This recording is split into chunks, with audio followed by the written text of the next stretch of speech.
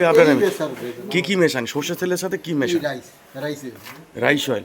এই রাইস অয়েলটা কোথায় পাওয়া যায়? রাইস অয়েল মার্কেট থেকে, যেমন রাজস্থান বা অন্য অন্য জায়গা থেকে আনে স্যার। এর মার্কেট ভ্যালু কত আছে? 1 লিটারের দাম কত এর? স্যার এই 1 লিটার স্যার বাবুরা স্যার, আমরা তো লেবার স্যার, যেরকম আপনি এই সর্ষের তেলের দাম কত? সরষের তেল স্যার এখন বোর্ডে কত লেখা আছে স্যার? রাইস তেলের জানেন না? না স্যার, এইটা স্যার, আমি তো লেবার স্যার। আপনি কতদিন কাজ করছেন এখানে? স্যার এখানে আমি প্রায় 5 বছর। এতে কি কি মেশানো হয় সর্ষের তেলের মধ্যে? সরষের তেলের ভিতরে স্যার রাইসই মিশানো হয়। রাইস। হ্যাঁ স্যার। সর্ষের তেলের পরিমাণ কত থাকে, রাইসের পরিমাণ কত থাকে? সর্ষেটা একটা টিনের মধ্যে কতটা দেয় পরিমাণ? 90-10 90-10 স্যার। আর রাইসে? ওই তো 10% স্যার, আর 90% সরষে। এটা তো ক্ষতিকর। হ্যাঁ স্যার। আপনারা জেনে শুনে এটা করতেন?